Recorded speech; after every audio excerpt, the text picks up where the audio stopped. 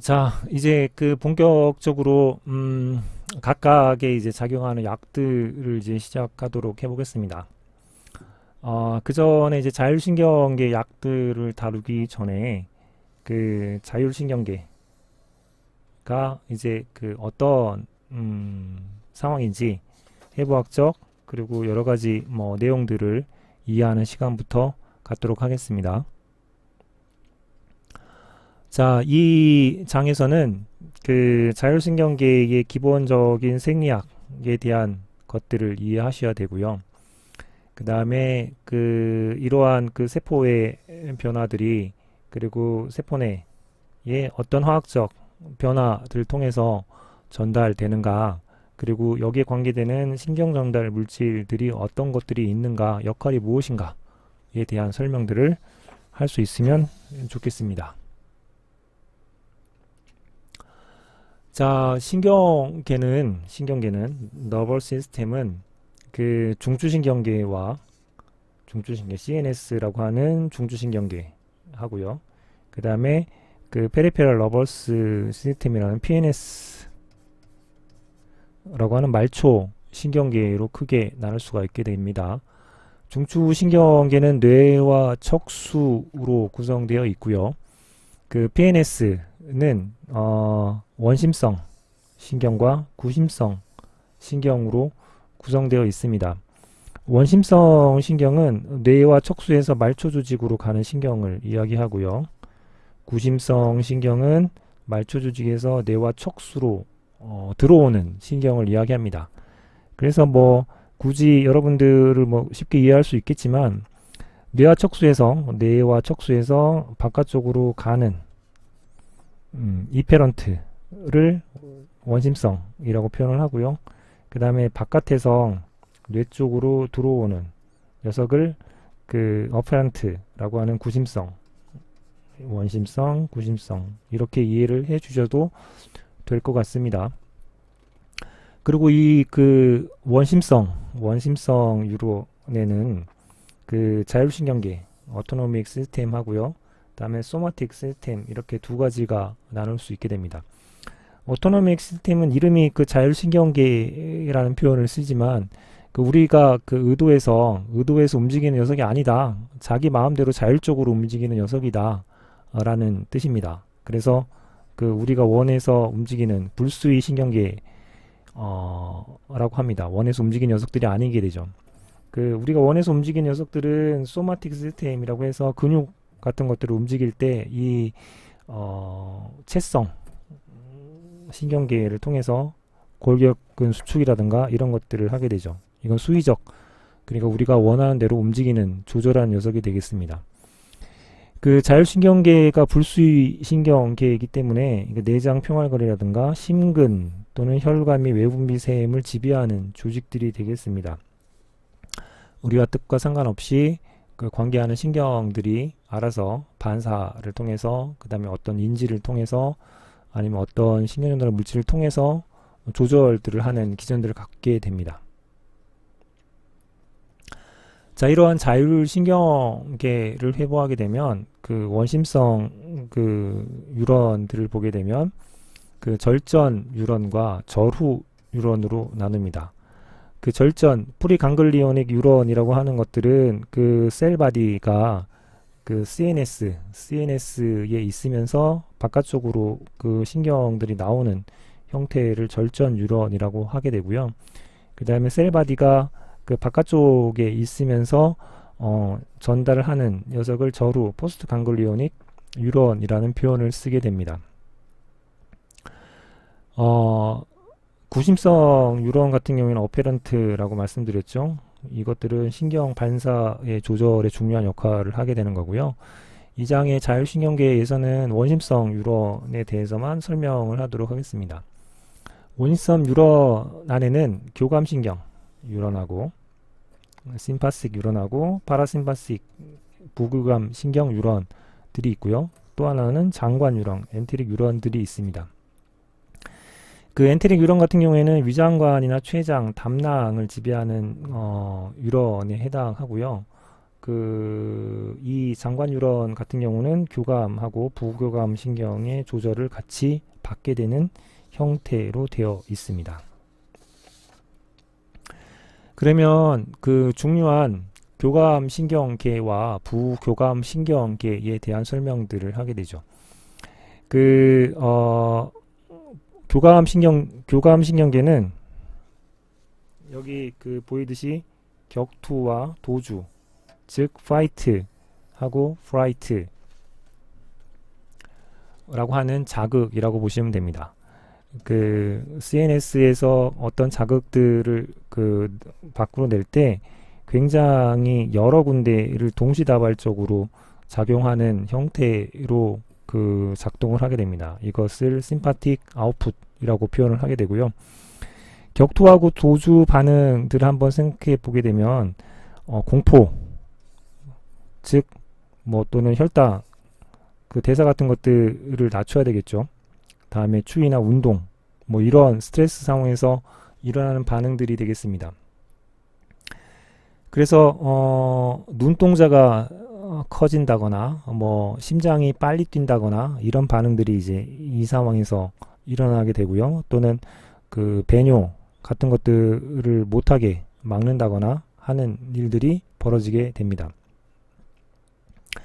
그 다음에 부교감 신경 같은 경우에는 여기 보이듯이 휴식과 소화라고 rest and digest stimulation이라고 표현을 하는데요.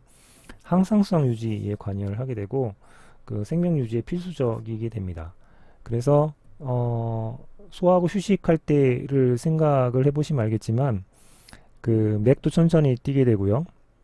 그리고 혈류의 속도도 이제 느려지게 되고 이런 방식이고, 그 다음에 위장관 같은 경우에는 운동이 이제 촉진되는 형태로 되는 방식이 되게 되겠죠. 그래서 대부분의 형태들은 이중 지배를 받아서 심파틱하고 파라심파틱의 서로 간의 이제 경쟁 또는 상호작용을 통해 가지고 조절 메커니즘을 타게 됩니다.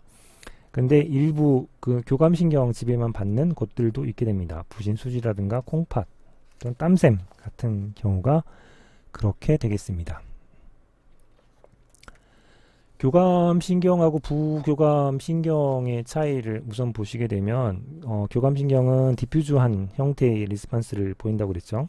되게 많은.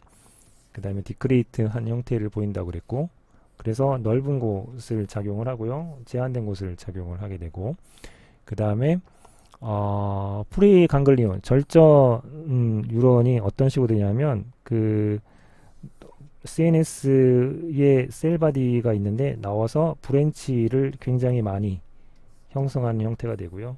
이 녀석 같은 경우에는 셀바디에서 나오는 게 하나만 형성하는, 미니멀하게 형성하는 형태로 되기 때문에 요 밑에 있는 작용들이 이와 같이 나타나게 되겠습니다. 그리고 강글리아 같은 경우는 스파이널 코드하고 이제 같이 쭉 옆쪽에 존재하는 형태로 심파틱 뉴런이 존재하게 되고요. 파라심파틱 뉴런 같은 경우에는 강글리온이 타겟 근처에까지 길게 가서 이 타겟 근처에서, 조직 근처에서 강글리온을 형성하는 형태로 되어 있습니다. 따라서 프리강글리온이 얘는 짧을 거고요. 이 녀석은 프리강글리온이 길게 되는 이유는 바로 이와 같은 특징들 때문에 그렇습니다. 그리고 이 심파틱 뉴런 같은 경우는 흉추부터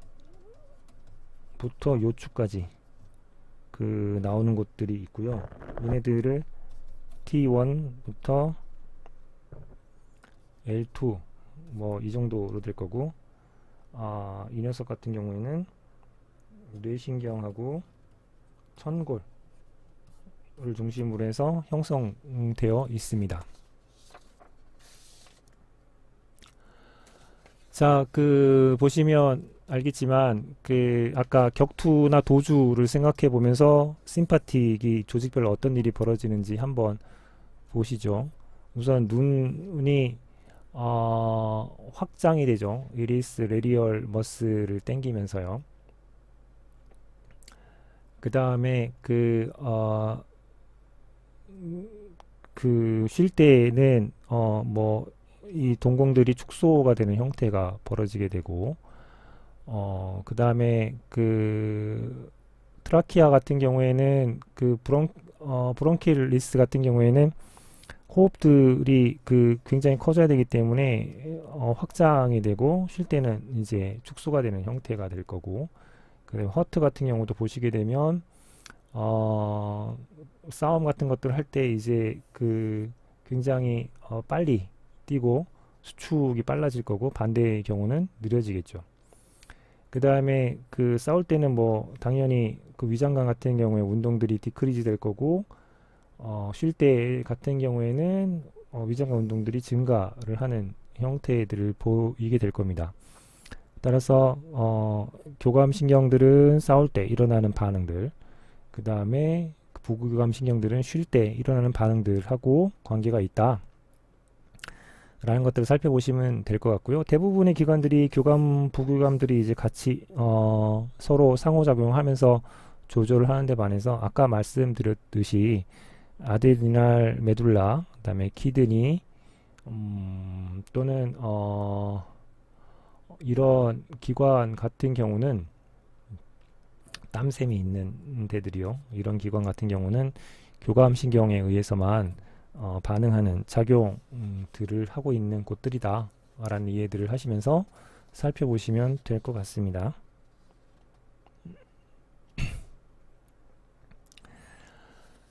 자, 세포에서 그 세포한테 그 어떤 조절에 대한 신호 전달을 할 때 매개 인자들은 크게 이제 세 가지가 있습니다. 하나는 이제 호르몬을 사용하는 경우가 있고요. 또 다음 하나는 국소 매개 인자를 사용하는 경우가 있고, 이제 이 자율신경계처럼 신경 전달 물질을 사용하는 경우가 있겠죠.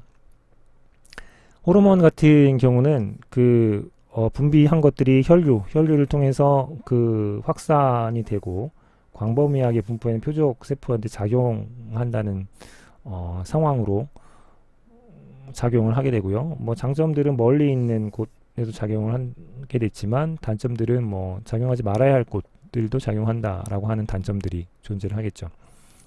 국소매개 인자 같은 경우에는 그 파괴가 신속하게 되거나 제거되기 때문에 혈류로 들어가지 못하고 바로 그 옆에 있는 세포에만 직접적으로 작용하는 형태가 됩니다. 이것들은 굉장히 빨리 옆 세포한테 작용하는 좋은 방식이긴 하지만 뭐 작용하는 시간도 짧고 작용하는 공간도 국소에 그 국한되어 있다라고 하는 특징들을 갖게 되죠. 다음에 이제 자율신경계에 있는 그 교감이나 부교감 신경 같은 경우에는 신경 전달 물질을 통해서 축삭을 통한 전달들을 쭉 다음 타겟 셀로 이제 하게 되는 방식들을 취하게 됩니다. 그 신경 전달 물질에는 노르에피네피린, 아세틸콜린, 도파민, 세로토닌, 히스타민, 가바 뭐 이런 것들이 존재를 하게 되고, 이 신경 전달 물질 전체는 그 치료학적으로 굉장히 유용한 약물들의 사용을 하는 데 이용도 하고요. 저것들의 이제 유도체 같은 것들을 만들어서 양리학적으로 이용하는 중요한 물질들이 되겠습니다. 자, 신경에는 두 가지 신경으로 이제 나뉩니다. 그 하나는 그 콜린성 신경, 두 번째는 아드레날린성 신경, 이렇게 나뉘게 되죠. 콜린성 신경은 아세틸콜린에 의해서 매개가 되는 신경들을 콜린성 신경이라고 불립니다. 왜냐하면 매개 물질이 콜린이기 때문이죠. 아세틸콜린이요. 이 아세틸콜린이라고 하는 그 신경 전달 물질이 나오면 이것들에 반응하는 수용체는 두 가지 수용체가 있습니다. 하나는 니코틴 수용체가 있고요. 두 번째는 그 무스카릭 수용체가 있습니다.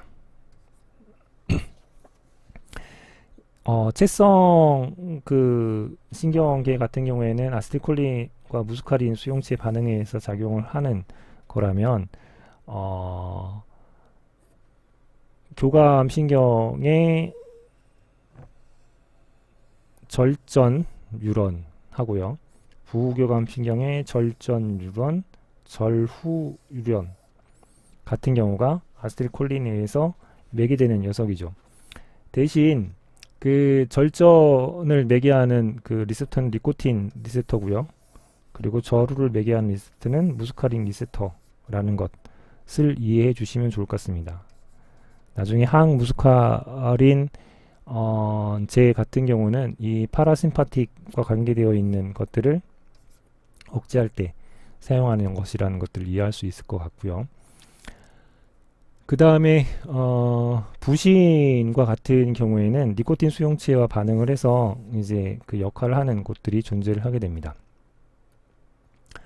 그 다음에 이제 아드레날린성 그 신경계라고 해서 이 매개 물질들은 노르에피네프린과 그리고 에피네프린 같은 것들이 매개를 하게 됩니다.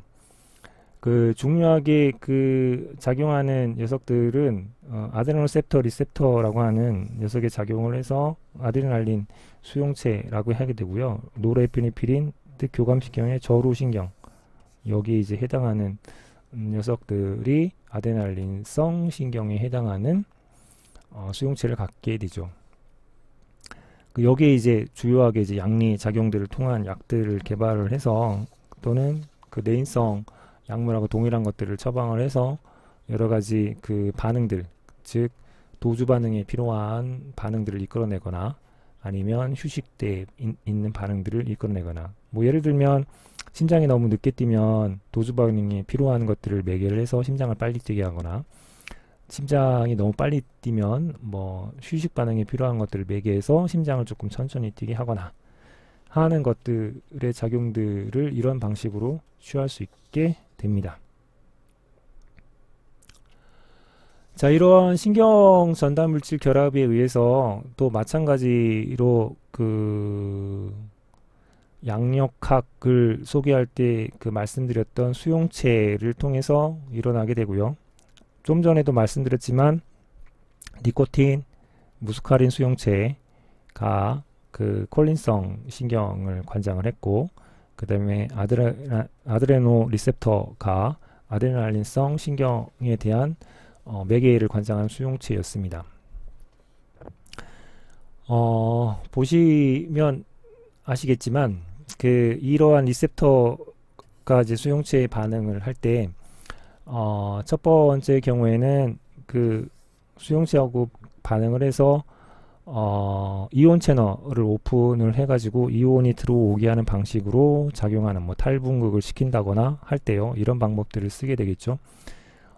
이러한 녀석들의 리셉터를 그 이노트로픽 리셉터라는 표현을 쓰게 되고요. 그 다음에 그 다른 리셉터 같은 경우에는 그 리셉터 반응을 해서 G프로테인하고 결합을 해서 아데닐레이트 사이클레이즈를 반응을 시켜서 그 반응하는 방식들이 있게 됩니다. 그 뭐 아세틸콜린 수용체를 굳이 따지게 되면 무스카린 수용체는 여기에 해당을 할 거고요. 니코틴 수용체 같은 경우는 여기에 해당하는 형태로 생겼습니다. 나중에 개별적으로 얘기를 할 때 다시 한번 말씀들을 더 드리겠습니다. 그 다음에 그 G 프로테인을 이용을 하는데 그 GQ 프로테인이 관계하는 수용체가 있습니다. 이런 경우에는 그 이펙터에 해당을 하는데 그 작용을 할 때 중요하게 쓰는 매개물이라는 표현을 쓰게 되는데 GQ 프로테인을 사용하는 경우에 이펙터는 그 포스포라이페이즈 C라고 하는 이펙터를 쓰게 되고요. 얘네들이 작용을 하게 되면 다이아실 글리세롤이라든가 이노시톨 그 트리포스페이트 같은 것들을 생성을 해서 세포 내로 반응들을 전달하는 방식들을 취하게 됩니다. 그리고 그 GS 또는 GI 같은 경우 이거는 스티뮬레이션, 이건 이니비션 하는 프로테인인데 이런 것들은 아데닐 사이클레이즈를 통해서 이펙터 작용을 하게 만드는 수용체라고 이해하시면 될 것 같습니다. 자, 이렇게 여기까지 특히 페리페럴 너버스 시스템 말초신경계에 있는 그 이페런트 뉴런이라고 하는 원심성 뉴런, 즉 뇌와 척수에서 말초 조직으로 그 신경 전달하는 녀석들에 대한 이야기를 했고요. 그런 원심성 뉴런의 중요하게는 교감신경 뉴런과 부교감신경 뉴런이 존재한다는 말씀을 드렸고, 교감신경계는 주로 싸움, 도주, 반응하고 관계하는 것들을 연상하면 된다라는 말씀을 드렸고요. 부교감신경계는 휴식 또는 소화시키는 반응하고 연관된 반응들을 일으킨다 라는 말씀들을 드렸습니다. 그리고 이러한 그 매개를 할 때 중요한 매개에 대한 수용체로서 아세틸콜린에 의해서 매개되는 콜린성 신경이 있고, 노르에피네피린 그리고 에피네피린에 의해서 매개되는 아드레날린성 신경이 있다. 콜린성 신경은 니코틴 무스카린 수용체를 통해서 다음 신호를 전달을 하고요.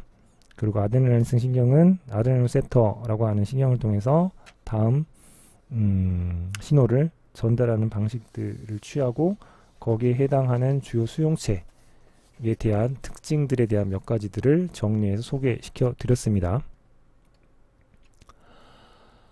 자, 그러면 이제 정리하는 뜻으로 다시 한번 연습 문제를 풀어보시면 좋겠습니다.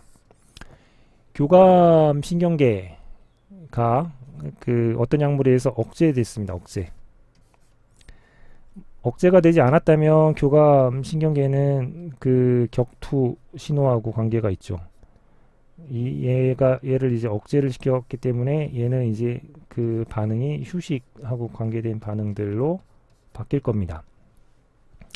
그러면 지금 찾으라고 하는 것들은 휴식이나 소화 반응하고 관계되어 있는 변화, 이런 것들을 찾으라고 하는 뜻이겠죠. 그러면 그 심장 박동수 측면에서는 어떤 변화가 일어날까요? 혈압 측면에서는 어떤 변화가 생길까요? 그리고 분비 같은, 즉 오줌이라든가 뭐 이런 배설, 이런 거 관계에서는 어떤 변화가 일어날까요? 혈관 같은 경우들은 이제 어떻게 될까요? 이것들은 좀 살펴보면 격투 반응 같은 경우에는 다른 쪽 혈류 흐름은 차단하고 도망가는데, 싸우는데 필요한 혈류만 좀 증강시키는 것들이 필요해지겠죠. 그랬을 때 일어날 수 있는 반응들이 어떻게 되는지 한번 좀 생각을 해보시면 교감 신경과 부교감 신경에 대한 것들을 이해할 수 있을 겁니다. 말씀드렸지만 이 상황에서 나타날 수 있는 여러 반응들을 너무 심해서 이런 반응들을 옮기고 싶을 때 교감신경계 억제제, 기량제 이런 것들을 사용하게 될 거고요. 그리고 이 반응들이 문제가 돼서 이 반응으로 옮기고 싶을 때 부교감신경 억제 또는 기량제 또는 교감신경 작동제, 이런 것들을 사용하는 방식으로 자율신경계를 조절해서 여기 있는 여러 가지 반응들에 대한 조절들을 담당하는 방식으로 치료제들을 사용을 하게 됩니다. 자, 이런 것들을 고려해서 자율신경계가 작용하는 방식, 교감신경계, 부교감신경계가 어떤 방식으로 작용하는지, 그리고 그런 작용을 통해서 심장 박동이나 혈압에 대한 거라든가 혈압의 상승 억제 또는 배뇨에 대한 문제라든가 혈관의 수축 이완 뭐 이런 것들에 대한 조절들을 담당할 수 있기 때문에 이것들이 자율신경계는 불수히 우리의 뜻대로 움직이는 것들이 아니라고 말씀드렸죠. 그래서 우리의 뜻과 다르게 원하지 않는 반응들이 나타났을 때 우리의 뜻에 맞는 반응들로 바꾸기 위해서 이러한 신경 매개물질 그리고 거기에 해당하는 신경 전달에 대한 수용체들을 조절을 해서 사용하는 방식들을 취한다 라는 것들입니다. 따라서 이제 앞으로 다루게 될 구체적인 약들에 대한 이해를 하기 위해서라도 이 자율신경계에 대한 전반적인 내용들은 다시 한번 정리하고 복습해서 여러분 것으로 만들어 주시기 바랍니다. 자, 그러면 이 시간도 고생을 많이 하셨고요. 여기서 마치도록 하겠습니다. 그러면 중요한 내용들이기 때문에 다시 한번 복습하시고 다음 시간 준비해 주시기 바랍니다. 고생하셨습니다.